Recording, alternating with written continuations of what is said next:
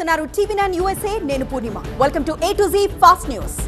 Dallas, New York యూనివర్సిటీల్లో విద్యార్థుల నిరసనలు తీవ్ర స్థాయికి చేరుకున్నాయి.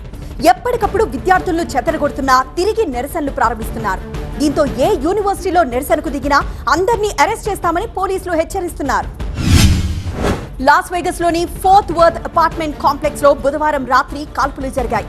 ఈ ఘటనలో 5 గాయపడ్డారు. వాటిలో 2 ప్రాణాపాయ స్థితిలో ఉన్నట్లు అధికారులు తెలిపారు. నార్త్ టెక్సస్ లో బుధవారం మధ్యాహ్నం 2 స్వల్ప భూకంపాలు నమోదైనట్లు జియోలాజికల్ సర్వే తెలిపింది. 2 రిక్టర్ స్కేల్ మీద 3.2 పరిమాణంతో నమోదయ్యాయి. కానీ 2015తో పోలిస్తే ఇప్పటి భూకంపాల తీవ్రత తక్కువగా ఉంది. పాములతో సహా విమానంలో ప్రయాణించేందుకు ప్రయత్నించిన వ్యక్తిని పోలీసులు అరెస్ట్ చేశారు. మయామి అంతర్జాతీయ విమానాశ్రయంలో లగేజ్ చెకింగ్ చేస్తూ ఉండగా ఒక బ్యాగ్ లో కొన్ని గులాబీ రంగు పాములను గుర్తించారు. వాటిని కస్టమ్స్ అధికారులు Florida fish and wild life conservation commission కు అప్పగించారు. పోలీసులు గాలిస్తున్న లిక్కర్ స్టోర్ దోపిడీ నిందితుడు భారీ రోడ్డు ప్రమాదంలో మరణించాడు. హైవే 401 మీద సోమవారం రాత్రి 6 వాహనాలు ఢీకొనడంతో భారీ ప్రమాదం చోటు చేసుకుంది. ఇందులో మొత్తం 4 చనిపోయినట్లు అధికారులు తెలిపారు. గురువారం జో బైడెన్ నార్త్ కారోలినాకు బయలుదేరనున్నారు. ఇటీవలే క్రిమినల్ టెర్రీ క్లార్క్ హ్యూస్ ను పట్టుకునే ప్రయత్నంలో మరణించిన 4 అధికారుల కుటుంబాలను ఆయన పరామర్శిస్తారు.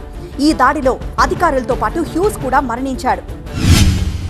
బుధవారం సాయంత్రం north west Harris County street లో గుర్తు తెలియని వ్యక్తి హల్చల్ చేశాడు.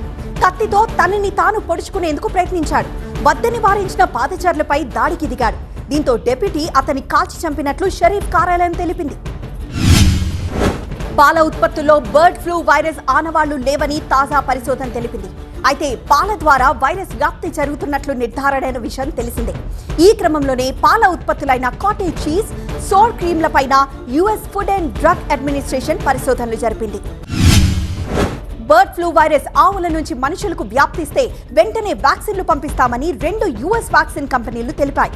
కానీ H5N1 మనుషుల ద్వారా వ్యాపించినట్లు నిర్ధారణ జరగలేదు.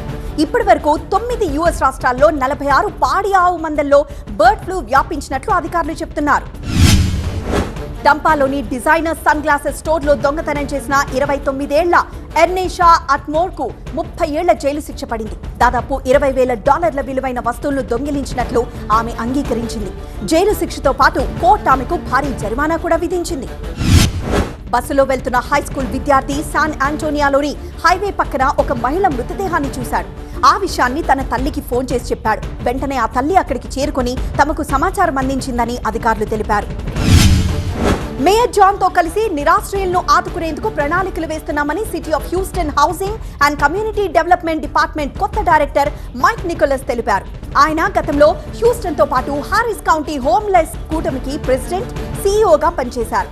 నిరాశ్రయులకు వసతి కల్పించడం కోసం తాను తీవ్రంగా కృషి చేస్తానని నికోలస్ మీడియాతో చెప్పారు.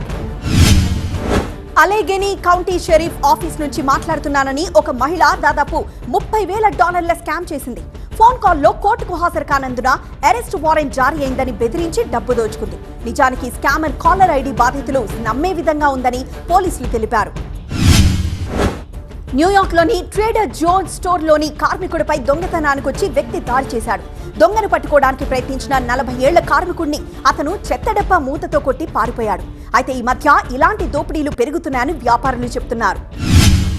కోవిడ్ వ్యాక్సిన్ వల్ల రక్తం గడ్డకట్టే అవకాశం ఉన్నట్లు ఆస్ట్రాజెనెకా అంగీకరించింది.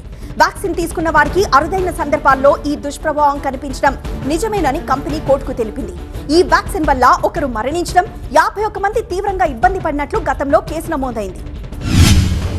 డౌన్ టౌన్ శాండియాగోలో కనీస వేతనం కోసం వందలాది హోటల్ సర్వీస్ కార్మికులు ర్యాలీ చేశారు. కనీస వేతనాన్ని గంటకు $25 పెంచాలని యూనియన్ కార్మికులు కోరుతున్నారు. ప్రస్తుతం వారి కనీస వేతనం గంటకు $16.85గా ఉంది. విమానం బాత్రూంలో ఉన్న 14 ఏళ్ల అమ్మాయిని రహస్యంగా వీడియో చిత్రీకరిస్తున్న ఫ్లైట్ అటెండెంట్ ని పోలీసులు అరెస్ట్ చేశారు. అమెరికన్ ఎయిర్లైన్స్ వర్కర్ 36 ఏళ్ల కార్టర్ థామ్సన్ ఫోన్ లో మరో 4 అమ్మాయిల వీడియోలున్నాయి. గతంలోనూ అతనిపై లైంగిక వేధింపుల కేసు నమోదైనట్లు అధికారులు తెలిపారు. మహిళను కిడ్నాప్ చేసిన వ్యక్తిని పోలీసులు అరెస్ట్ చేశారు. గతంలో మహిళను కిడ్నాప్ చేసిన కేసులో అరెస్ట్ అయిన వ్యక్తి విడుదలవ్వగానే తిరిగి ఆ మహిళనే కిడ్నాప్ చేసి అరెస్ట్ అయినట్లు ఫ్లోరిడా పోలీసులు తెలిపారు. 53 ఏళ్ల జెఫ్రీ హోల్లీపై ఈసారి పోలీసులు 11 కేసులు నమోదు చేశారు. బైడెన్ పెరోల్ ప్రోగ్రాం కింద 4 లక్షల మంది వలసదారులు యుఎస్ లోకి ప్రవేశించారు. వీళ్ళంతా ఎప్పటికీ యుఎస్ లోనే ఉంటారని నిపుణులు చెప్తున్నారు. అయితే ఈ ప్రోగ్రాం 2022 అక్టోబర్లో మొదట వెన్యూజెలా కోసం ప్రారంభించారు. ఇది ఇవాల్టి A to Z fast news. చూస్తూనే ఉండండి TV9 USA.